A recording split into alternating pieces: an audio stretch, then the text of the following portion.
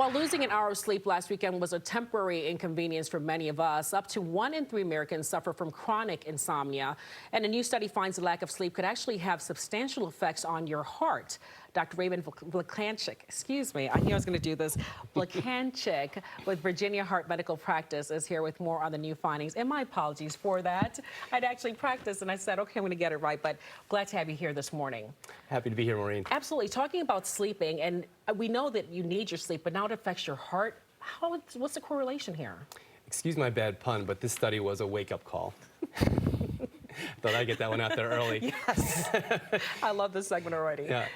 You know, sleeping is very important. Yeah. We traditionally know that sleep apnea has a relation with heart disease. Yeah. This study was important because this shows insomnia has a correlation with heart disease. And insomnia affects 1 of every 4 Americans. We define it as sleeping 5 hours or less a day, having difficulty falling asleep, waking up, not being able to get back to sleep, and feeling tired throughout the day and not being able to nap.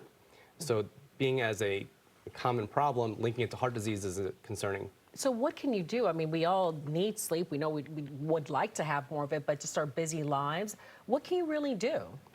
I think we don't put a lot of priority in our sleep. Yeah. And I am guilty as well. With 2 small toddlers, I know that sleeping is difficult, but reprioritizing, doing some simple things to help with sleep.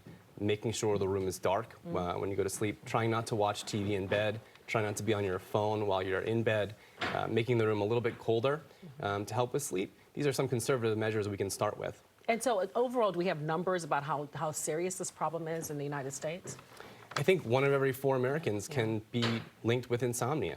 And I think when you don't have an improvement with conservative measures, this study kind of reinforces we should be talking to our doctors about it, cardiologists, sleep doctors, primary care doctors. There's also another study that talked about marijuana and heart health. And a lot of people are on the kick saying marijuana is better for you. It could aid in so many instances with different ailments. But there's a correlation now with marijuana and heart health. What is that? And talk a little bit about that study. Yeah, another very interesting study coming out of the ACC, which is the American College of Cardiology. This was a study where people were able to respond with their own experiences, and they found that daily marijuana use was linked to heart disease. Now, what makes this more complicated is they didn't differentiate whether this was smoking or consuming marijuana in other ways. Yeah. We know that smoking in any form, whether it be marijuana or cigarettes, is dangerous for heart health. So this study brings to light that we need more information about THC specifically and its relation to heart disease. But again, smoking, bad. Yeah, indeed. And we know that. Overall, when we talk about heart health, what can people do? We always understand, you know, working out, maybe a better diet, but what can people really do to improve their heart health overall? I know insomnia plays a part. We just talked about marijuana, but overall, what can folks do?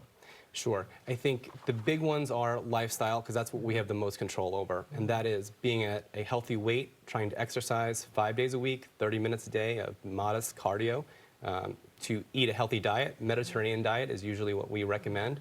And then when we've maximized those parts of our lives, seeking care from primary care to make sure that our blood pressure and cholesterol are well managed. And should you be checking those regularly?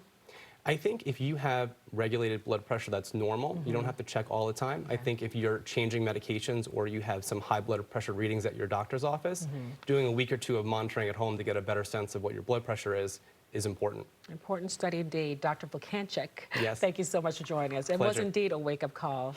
Had to take that pun from you. Thanks for being with us today. Thanks a lot. Appreciate it.